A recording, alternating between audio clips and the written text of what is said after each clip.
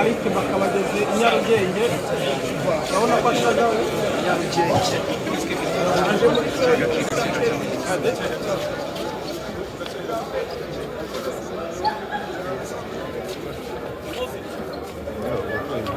ahura na Kevin Kagame bya Kamagari niyo itazi bari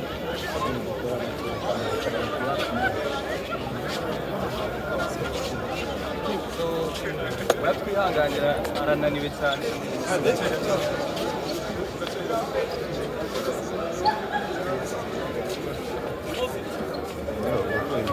ahura na Kevin Kagame bya Kamagari niyo itazi bari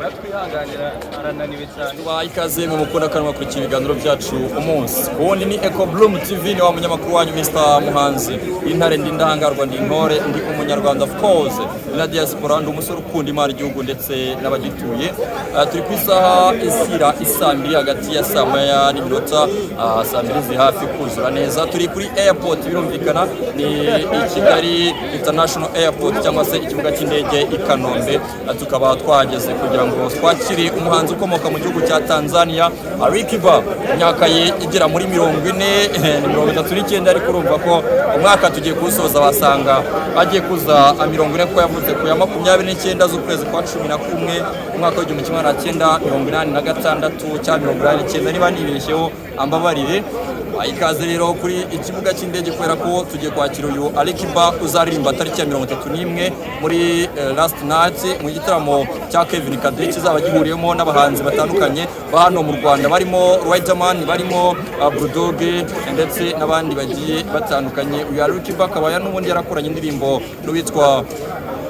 n'uwitwa Kevin Kade indirimbo yitwa Abebe ubwo nayo bakazayiperforminga igihe witwa Kevin Kade yabitubwiraga tubwira ko abahanzi batandukanye bazakorana muri iyi stage bagiye bakorana indirimbo Alikiba nawe yamutubwiyemo akaba ari nawe tuje kwakira uyu munsi wa none igitaramo rero giteganyijwe kuzabera hariya Roundabout birumvikana ni mu mbuga ngari ya Convention Center Kigali Convention Center igitaramo kizaba mu ijoro ryo gusoza umwaka wa 2025 cyangwa se 2025 nk'uko we uvuga tariki ya 31 ukuboza n'ubundi birumvikana harabura iminsi mike cyane kuko umunsi w'itariki ya 29 turaba turi gusoza kwinjira ku itariki ya 30 urumva harabura umunsi umwe amatike rero mukomeze muyagure cyane ko nabonye ko amatike atanahenze cyane ugasoza umwaka ureba abahanzi batandukanye ukunda yaba ba hip hop afrobeat R&B ndetse na Bongo Flava guturuka Tanzania sometime when ushobora gusangamo na surprise y'abandi bahanzi Alikiba ntabwo ari umuntu woroshye cyane kubera ko umwe mu bahanzi bakomeye cyane bakompeta n'abandi bahanzi bari ku rwego rwa East Africa ndetse na Africa muri rusange ntabwo rero ari umuntu wo kwicara uvuge ngo si umuhanzi ukwiye kuvugwa ko atakabaye tuza kumwakira itangazamakuru ryamaje kuba ari hagera aba influencers nababonye cyane baga promoter n'abandi bagiye batandukanye Kigali protocol kuva kwa Joshua nabo bamaje kuba bahagera cyane ko n'ubundi nibo bari organize iki gitaramo mu bijyanye na protocol so rero gumana nanjye hano kuri Eco Bloom TV hanyuma nze gukwereka muvuma zose ziri kubera hano n'uburyo araza kuba asesekara hano ku kibuga cy'indege mu minota mike indege yamaje kuba imuhageza usigaje kumubona tukamuherekeza ibindi byose muraza kubikurikira hano muri iyi video hanyuma naza kwemera ko tunaganira ko umunsi ushobora kumva ndi kudidebuza igiswahili nasikia so ndagushimira cyane wowe dukurikira kuri YouTube kuri Instagram ndetse no kuri TikTok umuryango w'abarenga 24 bamaje kutwizera baradufollowinga nawe rero ushobora kuba uri kubura umubare ugomba kuzuka wuza hanyuma kandi tubane no kumbuga nkoranyambaga zanjye umunyamakuru wanyu Mr Muhanzi kuri Instagram ndetse na TikTok na Twitter hose ndari yagenzwe n'amakuru imyidagaduro ibindi bigiye bitandukanye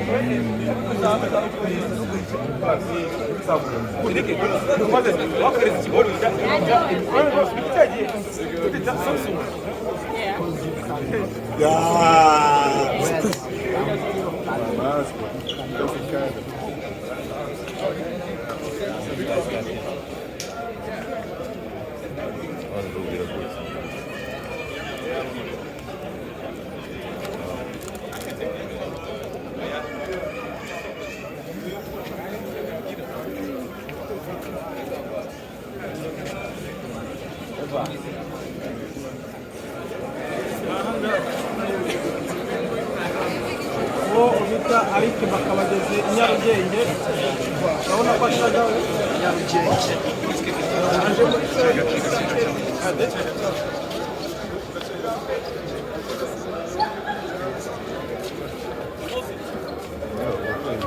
ahura na Kevin Kagame Gasol Kamagari niyo ikaze kurari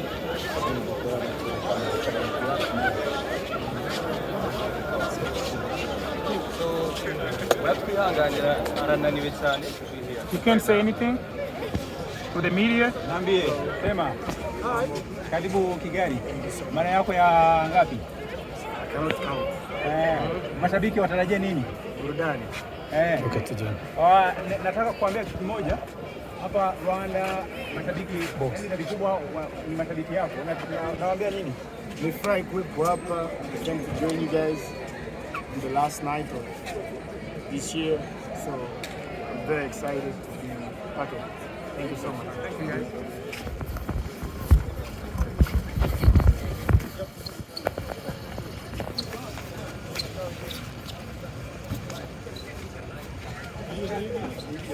Serge.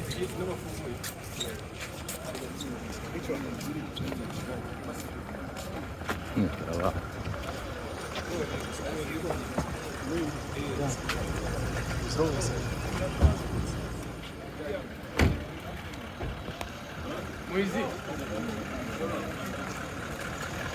Mwizi.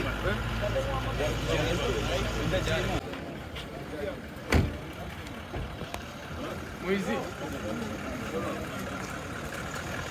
Mwizi.